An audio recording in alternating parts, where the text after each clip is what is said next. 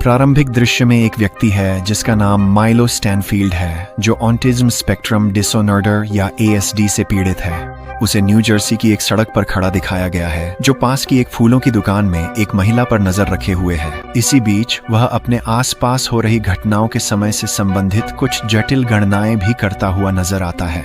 Milo एक यात्री बस के आने, एक गड्ढे, एक सड़क कलाकार और तेजी से जा रहे एक साइकिल सवार को नोट करता है। इन सभी निरीक्षणों के बाद वह सड़क पार करता है और रणनीतिक रूप से एक पेन को गड्ढे के पास स्थित एक मेल बॉक्स के ऊपर रख देता है। इसके तुरंत बाद उसकी योजना के अनुसार एक श्रृंखलाबद्ध प्रतिक्रिया शुरू हो जाती है। एक टैक्सी गड्ढे के ऊपर से गुजरती है, जिससे पानी उछलकर पेन पर गिरता है और वह नीचे गिर जाता है।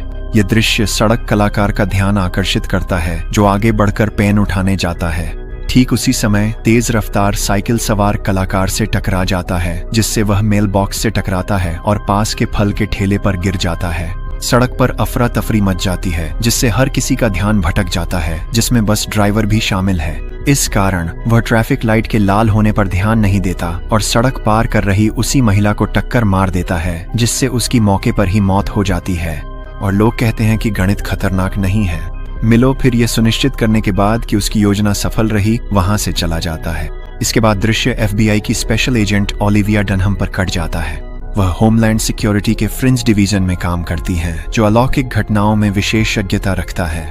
ऐसा लगता है कि ओलिविया सिर में चोट लगने के कारण लंबे अंतराल के बाद फिर से काम पर लौट रही हैं। जैसे ही वह फ्रिंज मुख्यालय में प्रवेश करती हैं, उनकी टीम के पर्यवेक्षक चार्ली, जो उनके साथी अधिकारी भी हैं, उनका स्वागत करते हैं। इसी बीच एजेंसी के प्रमुख वॉल्टरनेट बिशप लैब असिस्टेंट फिलिप ब्रॉयल्स से ओलिविया की वापसी के बारे में बात कर रहे हैं। फिलिप कहते हैं कि वह एक डोपेलगैंगर है, जिसका नाम फॉक्स ओलिविया है, और चिंता जताते हैं कि क्या वे अपनी टीम में एक नकली सदस्य को शामिल कर सकते हैं, मूल वाले की तरह। इसके बाद वॉल्टरनेट अपने इस ब्रह्मांड में फॉक्स ओलिविया को रखने और उसमें असली ओलिविया की यादें डालने के पीछे की अपनी मंशा का खुलासा करता है। वह दावा करता है कि फॉक्स ओलिविया ही एकमात्र है जो बिना किसी नुकसान के ब्रह्मांडों के बीच यात्रा कर सकती है। वॉल्टरनेट ये पता लगाना चाहता है कि वह ऐसा कैसे कर सकती है। इसके लिए वह कहता है कि हमें उसे यह यकीन दिलाना होगा कि वह यहीं की है। फिलिप पूछता है अगर उसकी नई पहचान टिक नहीं पाई तो, जिस पर प्रमुख जवाब देता है कि उसके बाद उसकी अब कोई आवश्यकता नहीं रहेगी। इसके बाद चार्ली टीम को एक दिखने में यादृच्छिक बस दुर्घटना के बारे में जानकारी देता है, जिसके बारे में वह दावा करता है कि इस हफ्ते 2 बार हो चुकी है। हर मामले में पीड़ित की मौत हो चुकी है। इसके बाद वह अपनी टीम से कहता है कि साइट की जांच पर जाने से पहले सावधान रहें। कुछ देर बाद FBI टीम दुर्घटना स्थल पर पहुंचती है और किसी भी सुराग या संकेत की तलाश में अलग अलग हो जाती है। जांच का नेतृत्व एक अन्य FBI एजेंट लिंकन ली कर रहे हैं, जिनका चेहरा जलने के निशानों से खराब हो गया है। चार्ली शव की जांच करती है और उसकी उंगलियों के निशान का उपयोग करके उसके बारे में और जानकारी प्राप्त करती है। आखिरकार वह पता लगाती है कि मृत महिला का नाम जूलियन फोस्टर है। इसी दौरान ओलिविया बस ड्राइवर से पूछताछ करती है, जो इस घटना से हिल गया है क्योंकि उसने अब तक कभी किसी पक्षी या जानवर को भी नहीं मारा था।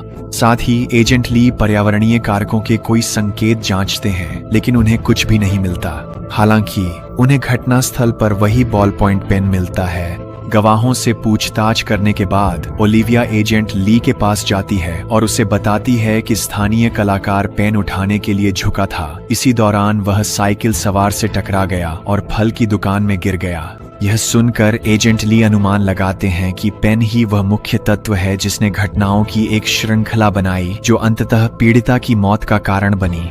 अगले दिन फ्रिंज मुख्यालय में एजेंट ली और चार्ली यह पता लगाने की कोशिश कर रहे हैं कि 2 दिनों में हुई बस दुर्घटनाओं के बीच कोई संबंध है या नहीं। एजेंट ली को पहली दुर्घटना की फोटो में वही बॉल पॉइंट पेन दिखाई देता है, जिससे वह और भी ज्यादा आश्वस्त हो जाते हैं कि किसी ने इन घटनाओं की श्रृंखला को जानबूझकर अंजाम दिया है। इसके बाद वे फ्रिंज एजेंसी की गणितज्ञ एस्ट्रिड से बात करने जाते हैं और उसे इन घटनाओं के बारे में बताते हैं। हालांकि वह कहती हैं कि कोई भी इंसान ऐसी घटनाओं की श्रृंखला को 2 बार अपने पक्ष में नहीं मोड़ सकता। उनकी बहस के बीच एक और इसी तरह की बस दुर्घटना हो जाती है, जिससे एस्ट्रिड हैरान रह जाती है। 2 और 2 जोड़ो तो बस तुम्हें टक्कर मार देती है। FBI एजेंट तुरंत घटनास्थल पर पहुंचते हैं और पाते हैं कि इस बार पीड़ित अभी भी जीवित हैं। मौके पर मौजूद लोगों से पूछताछ करने पर उन्हें पता चलता है कि अचानक एक कुत्ता सड़क पार कर गया, जिससे बस का नियंत्रण बिगड़ गया। बस ठीक उसी समय ओलिविया देखती है कि एक समान बॉल पॉइंट पेन जमीन पर लुढ़कता हुआ आ रहा है, जिससे उसे एहसास होता है कि घटनाओं की कड़ी अभी खत्म नहीं हुई है। वह इधर उधर देखती है और एक संदिग्ध मिलो को ऊपर के पुल से नीचे झांकते हुए देखती है। कुछ ही पलों बाद एक आदमी जो ईयरबड्स लगाए हुए है सड़क पार करने के लिए आगे बढ़ता है, लेकिन सामने से आ रही एम्बुलेंस से टकरा जाता है। शायद पैरामेडिक को अपनी कोटा पूरा करना था। अपनी शंकाओं की पुष्टि होते ही ओलिविया अपनी टीम को सतर्क करती है और मिलो की ओर दौड़ पड़ती है। यह देखकर मिलो तुरंत एक और घटनाओं की श्रृंखला का हिसाब लगाता है और पुल से एक साइकिल नीचे फेंक देता है। इससे एक बस को अपना रास्ता बदलना पड़ता है और वह सीधे ओवरहेड ब्रिज के नीचे से गुजरती है। ओलिविया उसे बंदूक की नोक पर पकड़ लेती है और आत्मसमर्पण करने की धमकी देती है, लेकिन मिलो पुल से कूदकर बस की छत पर उतरता है और भाग जाता है। मिलो तो बस विस्फोरर है। इस घटना के बाद मिलो घर लौटता है और अपनी बहन मैडलिन को अपने लिए चिंतित पाता है। वह उसे बताती है कि उसे अस्पताल से कई बार फोन आ चुके हैं, लेकिन वह उसकी बातों को अनदेखा कर देता है। फिर वह उसे आत्मसमर्पण को मनाती है, यह कहते हुए कि वह बहुत आगे बढ़ चुका है। हालांकि मिलो उसकी हरकतों का पहले ही अंदाजा लगा लेता है और उसकी बातें पूरी कर देता है, जिससे वह चुप हो जाती है। कुछ देर बाद मैडलिन उसे एक छोटा प्लास्टिक का घोड़े का खिलौना दिखाती है, जो उनकी माँ की याद दिलाता है। यह देखकर मिलो असहज महसूस करता है और यह कहते हुए वहां से चला जाता है कि अब इसका कोई मतलब नहीं है। दूसरी ओर एजेंट ली को बर्न चैम्बर में प्रवेश करने से पहले उसकी नियमित त्वचा जांच के लिए अस्पताल ले जाया जाता है। वह ओलिविया से कहता है कि वह तीनों पीड़ितों के बीच समानताएं खोजने पर ध्यान केंद्रित करे। उसके निर्देशों का पालन करते हुए ओलिविया मुख्यालय लौटती है और दुर्घटनाओं के गवाहों से बात करना शुरू करती है। थोड़ी जांच पड़ताल के बाद वह तीनों पीड़ितों और एक मेडिकल सेंटर के बीच संबंध खोज लेती है। तीनों सीधे या परोक्ष रूप से इस सेंटर से जुड़े हुए थे। वह अपनी खोज चार्ली के साथ साझा करती है और दोनों तुरंत उसी मेडिकल सेंटर की ओर रवाना हो जाते हैं। वहां पहुंचने पर ओलिविया देखती है कि एक समूह के मरीज वही बॉल पॉइंट पेन इस्तेमाल कर रहे हैं, क्योंकि वे डिजिटल उपकरणों के साथ तालमेल नहीं बिठा पा रहे हैं। आईपैड उन्हें आईमैड बना देते हैं। बाद में वे डॉ लेविन से मिलते हैं, जो एक मुख्य डॉक्टर हैं और बस दुर्घटनाओं के तीनों पीड़ितों को पहचानते हैं। डॉ लेविन उन्हें पीड़ितों के बारे में कुछ विवरण बताते हैं और समझाते हैं कि वे मानसिक रूप से कमजोर मरीजों की बुद्धिमत्ता बढ़ाने के लिए उन पर प्रयोगात्मक प्रक्रियाएं आजमा रहे हैं। वह उन्हें अपने मरीजों की वीडियो फुटेज भी दिखाते हैं, जिसमें ओलिविया मिलो को देख लेती है। जब ओलिविया उसके बारे में पूछती है तो डॉ लेविन जवाब देते हैं कि वह उनके मरीजों में से एक है जिसने वही दवा परीक्षण किया था जिससे उसकी आईक्यू में जबरदस्त वृद्धि हुई थी।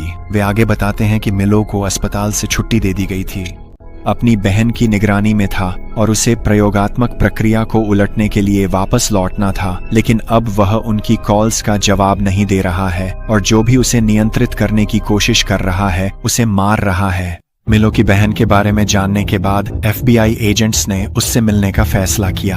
उन्हें पता नहीं कि मिलो ओलिविया पर बारीकी से नजर रखे हैं, उसकी हर गतिविधि का पैटर्न नोट कर रहा और उसके अगले कदम की भविष्यवाणी कर रहा है। बाद में चार्ली और ओलिविया मिलो के घर पहुंचते हैं, जहां मैडलिन उनका स्वागत करती है। वे उससे मिलो के ठिकाने के बारे में पूछते हैं, पर वह दावा करती है कि उसे इसकी कोई जानकारी नहीं। एजेंट्स को महसूस होता है कि वह कुछ छुपा रही है, इसलिए वे उसे मिलो द्वारा किए गए अपराधों के बारे में बताते हैं और समझाते हैं कि उसे आजाद घूमने देना कितना खतरनाक है। जब चार्ली मिलो के कमरे की जांच करने जाता है, ओलिविया अपनी दिवंगत बहन के बारे में बताती है और साझा करती है कि वे एक दूसरे की कितनी देखभाल करती थीं।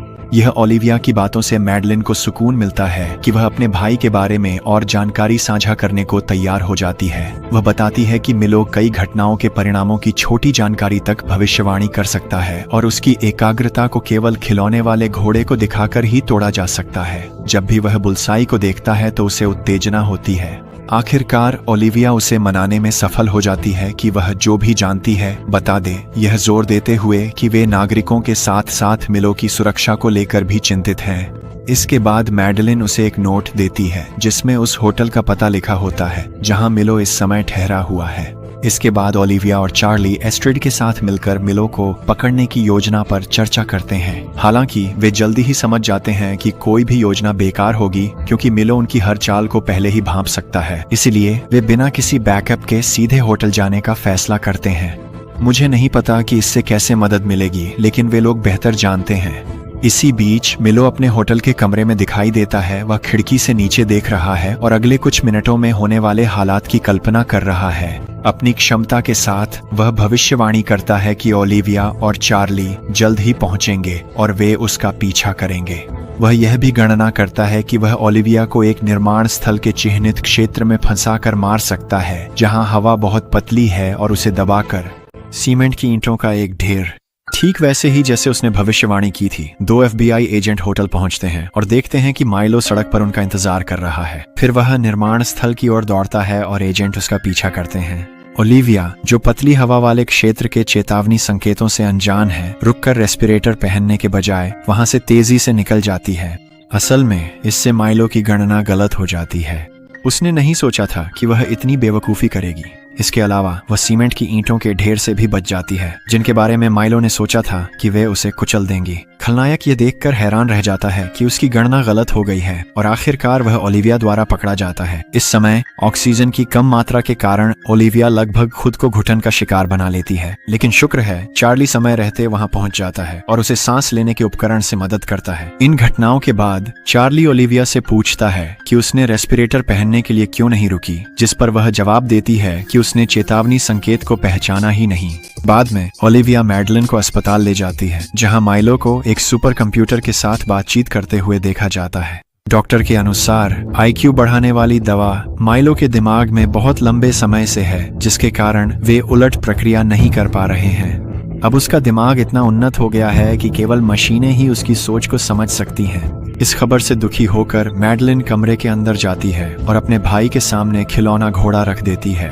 उसी शाम ओलिविया अपने घर पर होती है जब उसे अपने प्रेमी पीटर की एक झलक दिखाई देती है, जो कि दूसरे ब्रह्मांड से है। वह उसे बताता है कि वह इस ब्रह्मांड की नहीं है। अपने दावे को साबित करने के लिए वह उसे याद दिलाता है कि कैसे इस ब्रह्मांड के बारे में उसकी जानकारी की कमी ने पहले उसकी जान बचाई थी। उसके अनुसार अगर वह चेतावनी के संकेत पहचान लेती और वहीं रुक जाती तो उसकी मौत हो जाती।